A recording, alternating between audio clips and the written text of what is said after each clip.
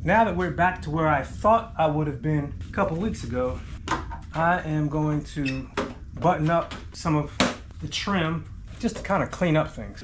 This is my 2016 WRX that I got from a Copart auction. I've been making repairs and fixing the issues that it had when I got it. In this video, we'll see which ones I have resolved and which ones remain.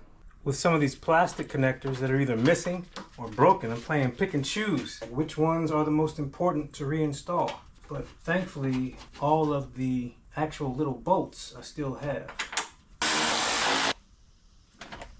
So it starts fine now, but it still smokes a lot. So I'm going to continue troubleshooting the engine to see how bad it is. So I've been sitting here letting it idle, and I've been watching the data stream. Some codes that I had in the past were an oxygen sensor code, a camshaft position sensor code, a cylinder 4 misfire code, and a startability code, which is a new one. I think that is it. Intermittently, I had mass airflow sensor codes, but that's because I was plugging things in and unplugging them. And thankfully, the startability code now says in the past, and the only thing left is the cylinder 4 misfire. That could be something simple, but it could also be something that is a big deal, because I am getting a lot of smoke. If I believe what I've read in the forums, that could be a ringland issue. There are a few things I do before tearing into the engine. When I first started this, I had a cylinder 4 misfire, and on the data stream, you can go to something called roughness. Roughness monitors 1, 2, 3, 4 correspond to the cylinders, and at idle, it settled down at 0. Cylinder 4 is the one I'm concerned with. But engine's up to temp. If I rev it a little, I can get the count to start going up. I don't know if that indicates one problem versus another, but it's a data point. As you can see, it calmed back down. Hit it again. Actually, it did not mess up.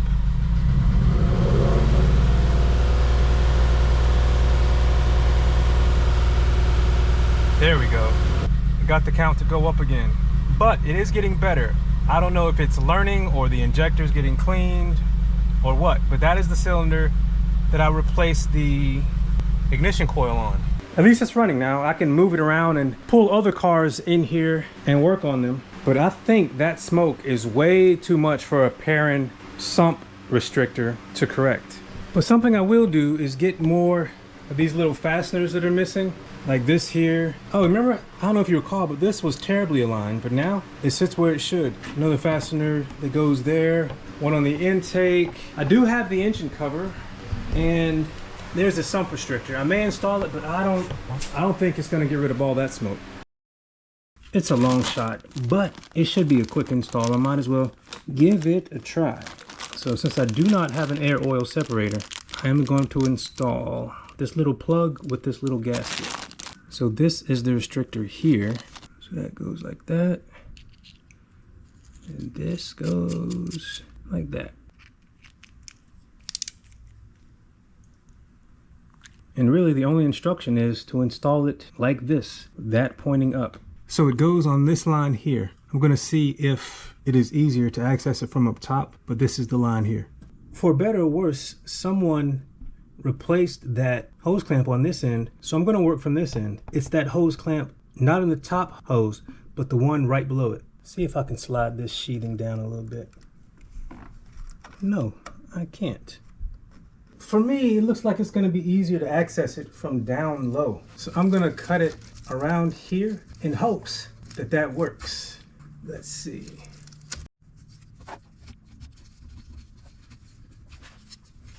It looks like it is working. All right, now they say cut a little bit off so you don't have to deal with the extra hose. I'm gonna see if I can get away without doing that. I don't know if you can see it at this point, but I'm putting one of the hose clamps on ahead of time. And yeah, I may end up still cutting it, so I may take off the top side as well.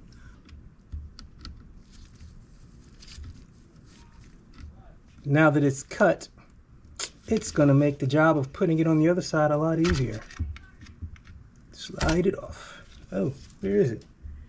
Where did you go? So I did cut it a bit. My GoPro overheated. I want to show you that I'm bending this down so I could insert this end. Come on now. There we go. And now I'm going to line it back up with the top and insert that end up top. And then, actually, I can tighten this while it's down here like this as well. So there it is. And fish this side up. I'm connected to the top side. There it is attached to the top. I'm going to tighten down the hose clamp and see if the smoke is diminished. And this is what it looks like fully installed. I don't know how quickly that sump restrictor is supposed to work, but it has done nothing so far. So I will continue to dig into it and other issues. The AC isn't working, but on my fancy scan tool, I'm showing that the compressor is not on and that the pressure switch status is abnormal. I'm going to look in that next time and sadly research what may be going on with cylinder 4. I may be looking into a new block or a new engine. While I was doing this work, my wife was letting me know that she was getting a burning smell in her car. And one time after driving, we noticed a bit of smoke coming out from under the hood. So I thought it a good time to check it out because this is the only car she drives. I was about to pull my wife's car in to check out where the leak was, but I need to go ahead and swap out the axle back on the WRX. Even though it's not running perfectly yet, I am not a big fan of running without mufflers. This is just a straight pipe. I thought this opened the trunk. There we go. Thankfully, it came with the original mufflers. So I'm gonna put these on. Another reason to take them off is while I troubleshoot this thing, my neighbors always could hear it. And I don't think they like that.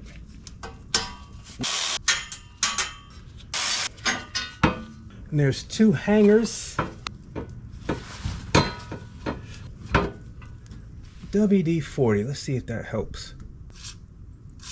It usually does. First time I got WD-40 on my lip. Yeah, works great. Just one side. Ah, there we go.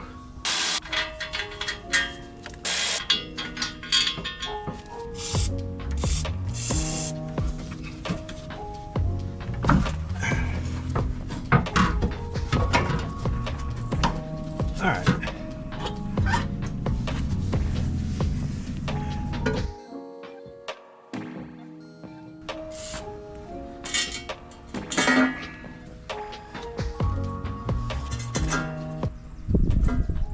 Let's see if putting the hanger on first is the way to go. I imagine it's 6 of one, half a dozen of the other, but.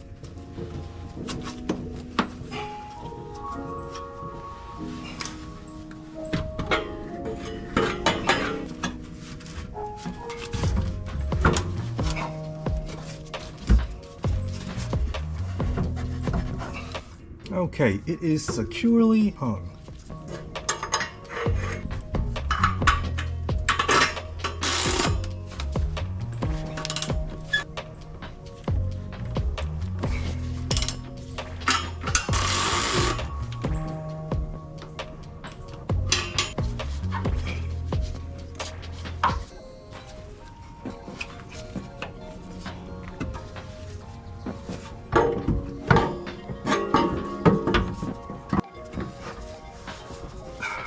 All right, it's hanging with Mr. Cooper.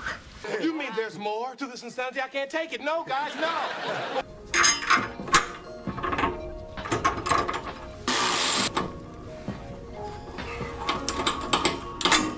And it's funny, but those exhaust tips look at home there. Go figure.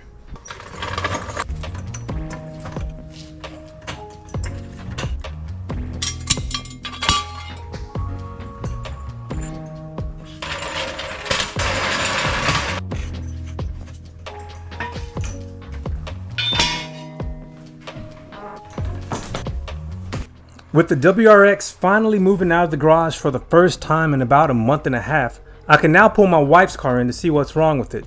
If you would like to follow along as I address this engine issue I'm having with the WRX, hit subscribe. If you would like to see the other things I've already done to it, check out the playlist. Thanks for watching. Take care.